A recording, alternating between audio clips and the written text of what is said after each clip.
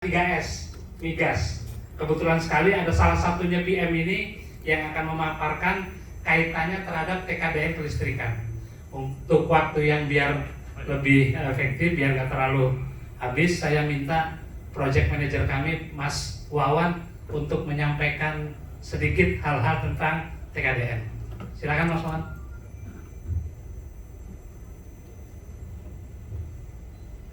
Nah, ketika nanti ada ingin pertanyaan yang lainnya tentang barang dan tentang K3S, kami pun juga bawa project manajernya. Terima kasih. Ada slide.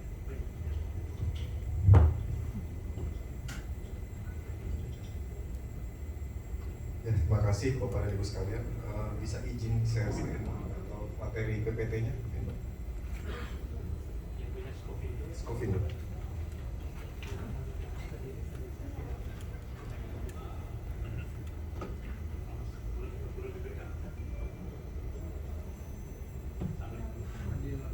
Ya, terima kasih. Mungkin izin sebelumnya Pak Masud, mungkin Bapak dan Ibu sekalian, Dewan Direksi maupun rekanan ataupun para stakeholder ataupun mitra kerja dari PT Marmas. Perkenalkan sebelumnya dengan saya yaitu Wawan, salah satu project manager terkait TKDN khususnya di ketenaga listrikan. Nah, melanjutkan dari apa yang disampaikan Pak Suhartono terkait TKDN, bahwa saat ini pemerintah sedang giat-giatnya mencanangkan terkait TKDN. Mungkin Bapak dan Ibu sekalian sudah familiar belum dengan TKDN? TKDN itu tingkat kesulitan ya, Pak. Tingkat kesulitan dalam negeri. Nah, kebanyakan para vendor ataupun para penyedia barang dan jasa itu saat ini kesulitan, gitu. Udah mengikuti tender, syarat administrasinya banyak yang harus dipenuhi. Saat ini disulitkan juga dengan TKDN. Kenapa harus TKDN? Karena itu adalah batasan minimal nanti akan disyaratkan dalam pemenuhan lelang. Nah, TKDN sendiri yaitu tingkat komponen dalam negeri, Bapak dan Ibu sekalian. Nah, definisinya dari TKDN yaitu besarnya persentase kandungan dalam negeri, baik yang ada di barang, di jasa maupun gabungan barang dan jasa. Nah, saat ini kan arahnya nanti integrasi, Pak ya. Semua pengadaan khususnya yang berkaitan dengan APBN ataupun anggaran pemerintah itu mensyaratkan atau mewajibkan TKDN. Nah, berapa besarannya TKDN? Di regulasi sendiri sudah dijelaskan dengan terbitnya Undang-Undang Nomor 3 Tahun 2014, di mana bunyinya yaitu mewajibkan penggunaan produk dalam negeri, kemudian diperkuat lagi dengan PP Peraturan Pemerintah Nomor 28 Tahun 2019 untuk pemberdayaan industri, di mana di situ mensyaratkan berapa persentase capaian TKDN yang harus dipenuhi. Kemudian terbit lagi di situ peraturan Presiden nomor 2 tahun 2012 tentang pengadaan barang dan jasa di pemerintah. Kemudian terakhir adalah Impres, Instruksi Presiden nomor 2 tahun 2022, di mana isinya yaitu percepatan penggunaan produk dalam negeri yang berkaitan dengan UMKM di situ. Nah, dari situ nanti pemerintah akan menselaraskan dalam proses pengadaannya dengan LKPP. Jadi semua syarat produk yang akan digunakan itu listing di LKPP.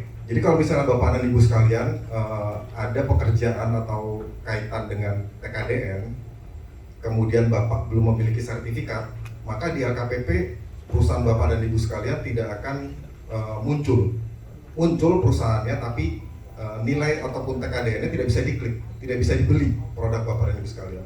Tapi kalau misalnya Bapak dan Ibu sekalian sudah memiliki sertifikat TKDN dan terintegrasi dengan website Kementerian Perindustrian, maka perusahaan Bapak bisa dibeli produknya atau di-invite untuk proses pengadaannya. Itu sebenarnya dari overview kami terkait TKDN. Nah, ini yang tadi saya sempat jelaskan apa itu TKDN. Besarnya tingkat komponen dalam negeri untuk suatu produk barang, jasa, ataupun gabungan barang dan jasa. Kemudian definisinya apa? Produk dalam negeri. Produk dalam negeri adalah barang atau jasa yang isinya di sini adalah termasuk ranca bangun, kemudian ada rekayasa produksi yang dikerjakan oleh perusahaan yang berinvestasi, berlokasi dan berproduksi di Indonesia. Jadi kalau misalnya belum memenuhi itu, produk Bapak dan Ibu sekalian tidak bisa dihitung TKDN-nya. Kemudian menggunakan seluruh atau sebagian tenaga kerjanya warga negara Indonesia dan proses ataupun bahan baku seluruh atau sebagian diadakan di dalam negeri. Jadi sudah jelas ya Bapak dan Ibu sekalian. Jadi mungkin ini temanya izin Pak terkait sharing, mungkin mengacu ke Permen 57 tahun 2017 bahwa yang ditunjuk untuk lembaga verifikasinya ada dua, yaitu PT Sukovindo dan PT Surveyor Indonesia. Kebetulan kami diminta untuk melakukan sharing pengetahuan terkait tingkat komponen dalam negeri. Jadi jangan sampai pada saat proses nanti yang sudah berjalan Bapak diminta nih komitmen TKDN-nya. Karena pada awal saya nggak memput TKDN komitmen di proses lelangnya. Nah, ini sebagai gambaran ataupun nanti pemahaman buat Bapak dan Ibu sekalian terkait TKDN. Nah, ini adalah outline topik kami nanti, itu terkait pembahasan tata cara perhitungan terkait TKDN, BMP maupun bagaimana cara permohonan TKDN ke PT Sukovindo ataupun ST. Nah, kemudian ini adalah contoh perhitungan, nanti kita skip aja karena ini butuh waktu dalam prosesnya. Nah, ini adalah regulasinya Bapak dan Ibu sekalian. Jadi sekarang sudah jelas. Kalau dulu TKDN ini kan muncul di tahun 2011 Pak. Mungkin lebih duluan Malmas Pak ya, sebelum adanya TKDN ya. Karena TKDN sendiri itu di tahun 2011 mulai dibuat regulasinya. Ini adalah undang-undangnya yang mensyaratkan TKDN untuk nomor 3 tahun 2014. Kemudian ini peraturan pemerintahnya sendiri. Kemudian ini adalah perpresnya. Sekarang adalah mewajibkan ya Bapak dan Ibu sekalian. Kalau dulu peningkatan penggunaan produk dalam negeri, kalau sekarang regulasi yang disyaratkan oleh panitia itu adalah mewajibkan TKDN. Jadi kalau misalnya Bapak dan Ibu sekalian misalnya mengikuti lelang, kemudian Bapak dan Ibu sekalian belum memiliki sertifikat, nah pasti diminta oleh panitia untuk dilakukan sertifikasi TKDN.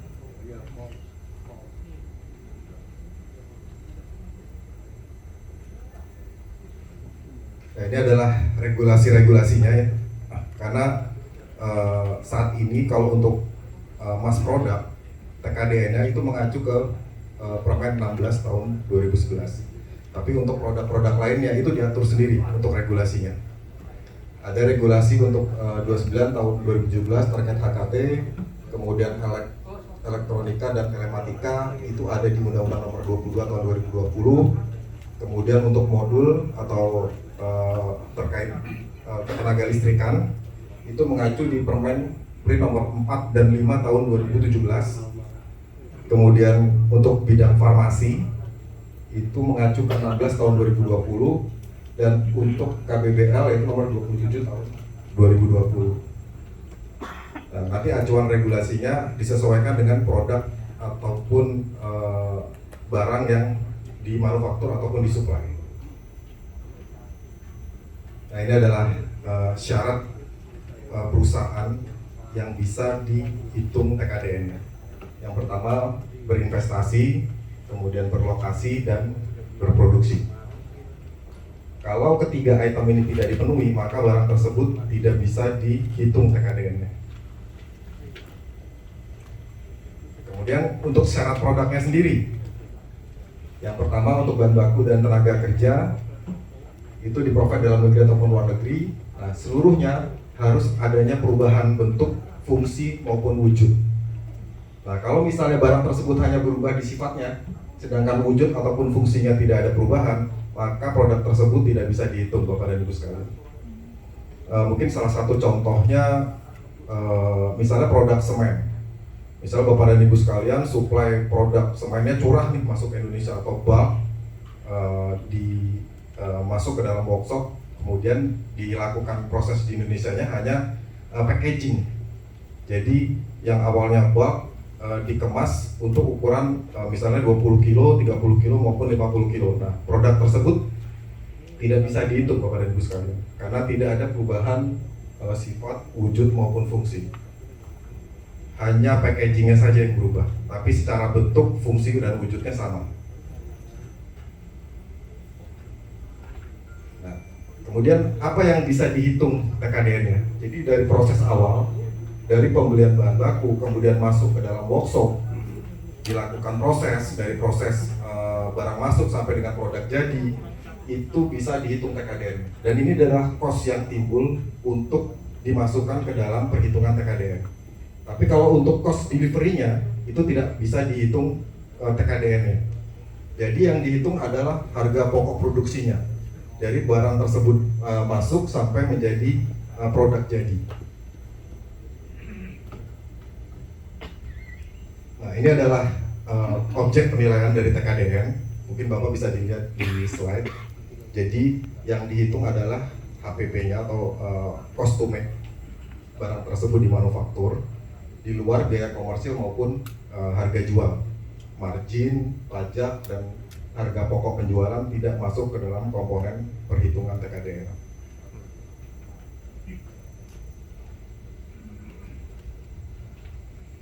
Kemudian ini adalah penilaian TKDN, ini poin-poin utamanya Bapak dan Ibu sekalian. Jadi biaya-biaya apa saja yang diakomodir dalam perhitungan TKDN. Yang pertama ada bahan baku, kemudian ada tenaga kerja, dan ada komponen factory overhead di sini. Ini item-item yang diperhitungkan dalam TKDN. Kemudian ini cara melakukan adjustment ataupun perhitungannya. Untuk bahan baku itu dilihat dari asal barang tersebut di manufaktur, bukan dibeli ya Bapak dan Ibu sekalian, tapi di manufaktur. Jadi lokal content atau TKDN itu beda dengan persepsi Bapak dan Ibu sekalian, yaitu lokal purchase. Jadi kalau misal Bapak beli di lokal, belum tentu punya barang punya nilai TKDN persentase di situ. Bisa jadi CO barang yang dibeli di lokal itu didatangkan dari luar negeri atau diimpor. Nah, kalau treatmentnya seperti itu, maka barang tersebut dijustifikasi 0%, Bapak dan Ibu sekalian. Kemudian untuk alat kerja itu dinilai berdasarkan kepemilikan, ownership, dibuat, dimiliki. Kemudian untuk tenaga kerja biasanya dibuktikan dengan kewarganegaraan atau kopi ID ya, bisa dengan KTP ataupun data untuk dokumen yang lain. Nah, ini adalah contoh ilustrasinya nih Bapak dan Ibu sekalian. Jadi kalau misalnya Bapak dan Ibu sekalian, contoh di sini adalah supply aspal untuk pekerjaan pengaspalan, maka material aspal ini untuk menghitung atau memenuhi komponen TKDN, kita akan melihat sampai ke layar keduanya, Bapak dan Ibu sekalian. Jadi di sini ada komponen aspalnya sendiri, bentuknya bulk atau kemasan, kemudian aspal alam, atau mungkin ada campuran kimianya. Nah, dari persentase ini berapa untuk menghitung TKDN produk aspal sendiri. Jadi untuk mengetahui bill of material dari si barang baku ataupun material aspal.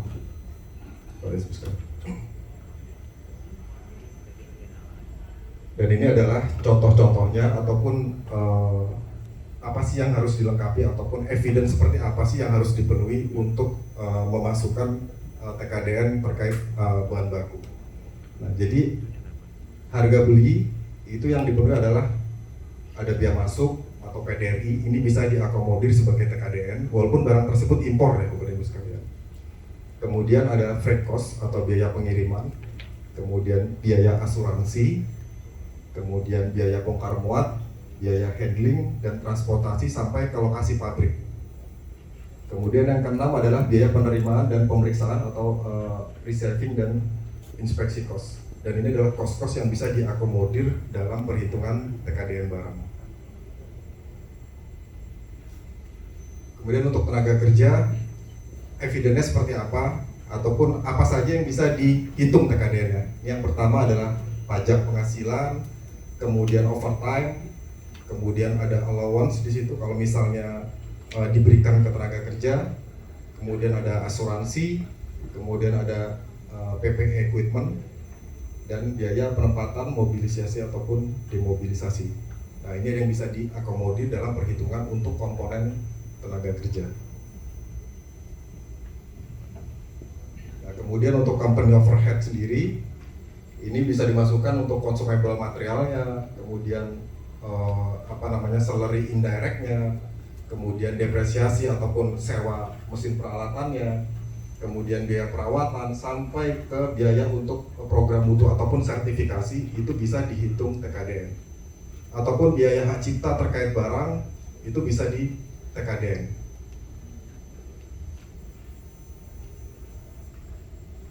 Bentuknya seperti ini, Bapak dan Ibu sekalian, sertifikatnya. Tadi saya sempat lihat di slide ataupun overview yang ditampilkan mitra kerjanya. Beberapa perusahaan sudah memiliki TKDN sertifikat seperti produk dari BRK, kemudian produk dari Vauxhall, kemudian Trias, kalau nggak salah itu sudah banyak yang atau sudah memiliki sertifikat TKDN. Nah, masa berlaku sertifikat ini adalah 3 tahun Bapak dan Ibu sekalian.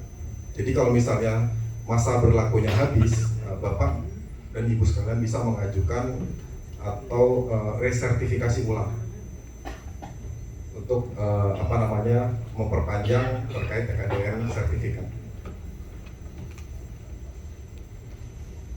Nah, ini bisa dicek Bapak dan Ibu sekalian ataupun menjadi acuan. Misalnya Bapak dan Ibu sekalian ada tender ataupun proyek pekerjaan yang mensyaratkan TKDN. Kira-kira item produk saya ini bisa nggak saya beli atau mensubstitusi barang impor untuk diganti dengan produk dalam negeri. Nah, itu bisa dicek di website kemenperin.go.id ya Bapak Ibu sekalian. Ini bisa di searching terkait produknya, kemudian perusahaannya, nanti akan muncul secara spesifikasi dan nilai TKDN persentase. Ini bisa dilihat jelas di website TKDN Kemenperin. Karena semuanya saat ini proses pengadaan akan terintegrasi dengan website Kemenperin. Kemudian ini adalah BMP Bapak dan Ibu sekalian. Jadi ini bentuk penghargaan perusahaan yang sudah melakukan proses produksi di dalam negeri, yaitu adalah bobot manfaat perusahaan. Nah, apa saja yang dihitung terkait bobot manfaat perusahaan? Yang pertama adalah terkait pemberdayaan usaha mikro, kemudian sertifikasi SMK 3 maupun OSAS, kemudian pemberdayaan masyarakat atau lingkungan, ini semacam Komdev ya, Commodity Development, kemudian layanan murna jual. Nah, biaya-biaya ini itu dihitung dalam 1 tahun terkait pengeluaran spendingnya. Dan ini adalah porsinya. Untuk pemberdayaan usaha mikro itu porsinya adalah 5% dengan maksimal dari 15% Bapak dan Ibu sekalian. Kemudian yang poin kedua adalah maksimal 20% dari 15%. Kemudian untuk Komdev itu adalah 3% atau maksimal 30% dari 15%. Kemudian untuk yang purna jual itu 20% terhadap 15%. Jadi bobot maksimal untuk BMP itu maksimal adalah 15%. Tidak boleh melebihi nilai dari 15%. Karena syarat untuk proses pengadaan TKDN plus BMP adalah 40%. Kalau sudah ada yang 40% dan menjadi champion, otomatis barang impor tidak boleh dibeli. Jadi bukan berarti wujudnya seperti diproteksi ya Bapak Ibu sekalian. Jadi ini adalah untuk membatasi produk impor Bapak, supaya tidak bisa ikut dalam proses pengadaan. Nah, ini adalah contoh perhitungannya. Nanti Bapak bisa melakukan simulasi dengan porsi 500 berapa kenaikannya. Karena setiap 500 juta untuk poin pertama itu mendapatkan 5%. Dengan maksimal porsinya adalah 15%.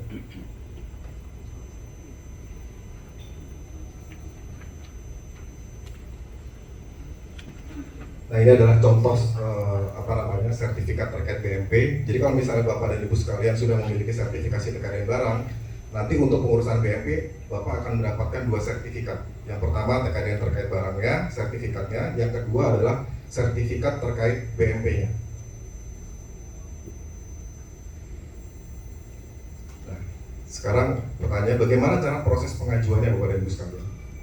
Nah, karena kami ditunjuk sebagai lembaga independen berdasarkan Permen 57 tahun 2007, ini adalah form-formnya Bapak Ibu sekalian.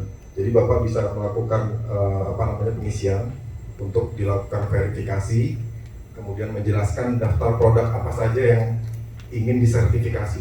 Nanti dari kami PT Skovindo akan memberikan penawaran, kemudian akan mengirimkan tim untuk melakukan verifikasi terkait proses manufaktur atau produksi di perusahaan Bapak dan Ibu sekalian. Kemudian ini adalah formnya, maka akan dilengkapi harga spesifikasi produk yang pertama, kemudian persentase terkait harga jual, kemudian di breakdown lagi terkait spesifikasi produknya, untuk bill of materialnya seperti apa, satuannya apa, dan dibuat bill of material per satu satuan produk Bapak dan Ibu sekalian. Jadi kita menghitung tkdn atau menulis sertifikat tkdn adalah per satu satuan produk. Dan ini sama, dilengkapi juga untuk daftar list vendornya yang menjadi supplier atau penyedia bill of material bahan baku Bapak dan Ibu sekalian.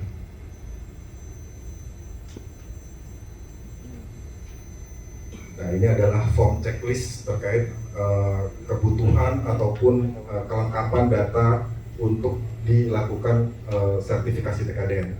Jadi ada terkait material, kemudian alat kerja, kemudian mesin dan peralatan, berikut dengan company overhead di list komponen daftar umum.